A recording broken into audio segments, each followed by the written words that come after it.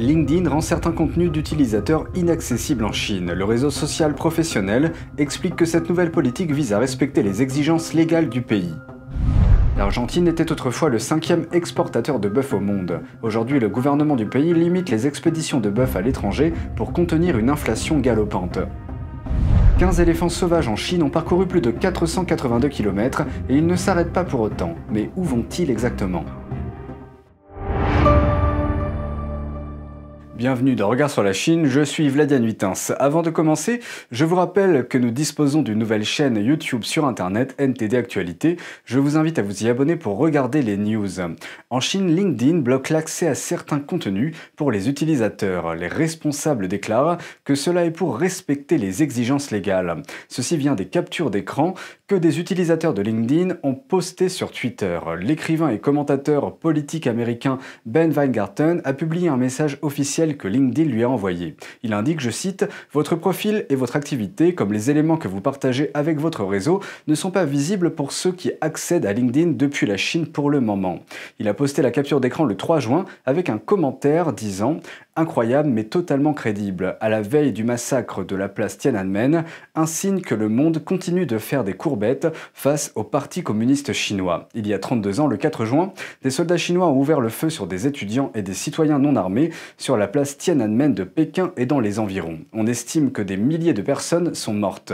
Ce drame est survenu après que les étudiants ont protesté pendant des mois contre la corruption des fonctionnaires du PCC et réclamé la démocratie. L'écrivain et consultant J. Michael Cole, basé à Taïwan, a également remarqué des restrictions similaires sur LinkedIn.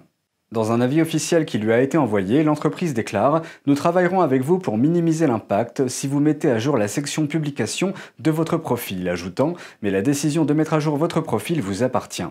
Un commentaire sur Twitter se moque de la note de LinkedIn en disant que c'est un faux choix et un choix forcé. Le commentaire déclare « Le Parti communiste chinois excelle à présenter aux gens de faux choix ». La note indique également que LinkedIn propose une version localisée en Chine.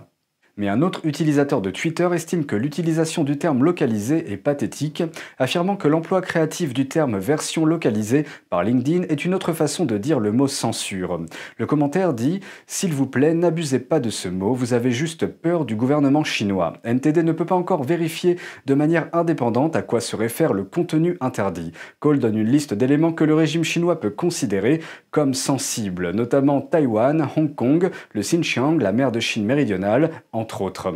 La plateforme de réseau social opère en Chine depuis 2014. Elle a décidé de s'en tenir aux lois de censure du PCC pour obtenir un accès et compte désormais plus de 50 millions d'utilisateurs à travers la Chine. Plus tôt cette année, LinkedIn a annoncé qu'il mettait en pause l'inscription de nouveaux membres en Chine afin de respecter les lois locales. L'application d'information Newsbreak est populaire auprès de nombreux Américains, mais ses racines se trouvent peut-être en Chine. Récemment, les gens commencent à se demander si cette plateforme autoproclamée d'information locale est vraiment à l'abri de l'influence de Pékin. Voici les détails. L'application d'information populaire Newsbreak pourrait avoir des liens étroits avec la Chine communiste. C'est ce que révèle le rapport du magazine d'information numérique américain The Wire China. On craint de plus en plus que le régime chinois n'ait influencé l'application. Newsbreak a été lancée il y a 6 ans. Elle affirme aujourd'hui compter 45 millions d'utilisateurs actifs mensuels. Elle occupe la 3e place dans le classement des téléchargements d'applications d'information de l'Apple Store et la 1re place sur la boutique Google Play. Newsbreak appartient à Particle Media. L'homme d'affaires californien Jeff Zheng a cofondé l'entreprise en 2015. Originaire de Chine, Jeff Zheng est un ancien cadre de Yahoo. Il a également fondé une application d'actualité chinoise de premier plan en 2013 à Pékin et Newsbreak est considérée comme sa version en anglais. Elle fait partie de sa stratégie d'expansion internationale. I think the concern with the news aggregator app is that a company like that could come under pressure to, manipulate the environment and the information in a way that might be very subtle and in a way that might actually be hard for users or even analysts to detect. And you don't know what you don't know. En 2014, Zheng a vendu près de la moitié des actions de l'application chinoise à Phoenix New Media. Il s'agit d'une subvention de Phoenix Media Investment basée à Hong Kong. Et le régime chinois est partiellement propriétaire de l'entreprise. L'application d'information est rapidement devenue un élément de la machine de propagande de Pékin, aidant le régime dans son programme politique et son contrôle de l'information. Newsbreak affirme aujourd'hui qu'elle n'a plus de lien avec Phoenix Media ou l'application chinoise, mais elle admet qu'au minimum de 2015 à 2019, ses premiers soutiens étaient des entreprises partiellement détenues par le régime communiste chinois. Le sinologue Martin Hala de l'Université Charles de Prague explique à The Wire China que, compte tenu des liens étroits de Newsbreak avec Pékin, l'entreprise n'est pas à l'abri des pressions des autorités chinoises.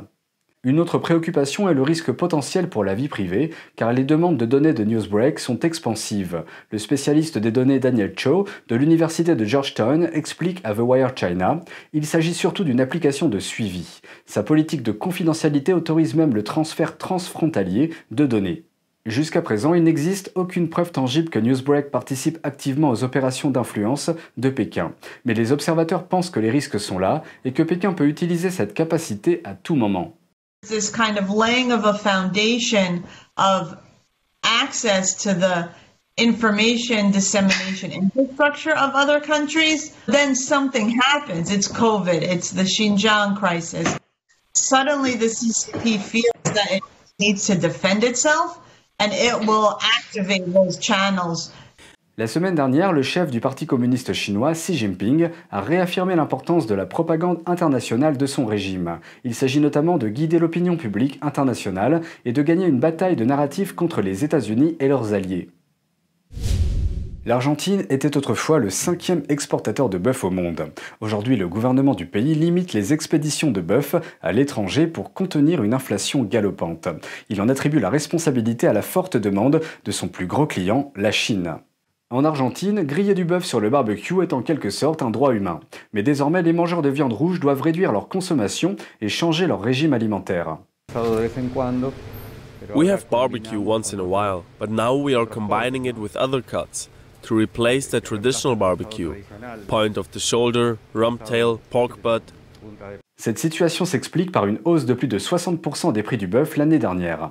Selon un rapport de la Chambre de l'industrie de la viande d'Argentine, la consommation de bœuf par habitant du pays a plongé à son plus bas niveau depuis 100 ans en avril. Many people bought cuts that are more expensive. Now I'm seeing that they're asking me if we have another option, something a little more accessible, because the majority of people buy for the family. So they are trying to buy cuts that look good, but are at a more accessible price from what they were having before.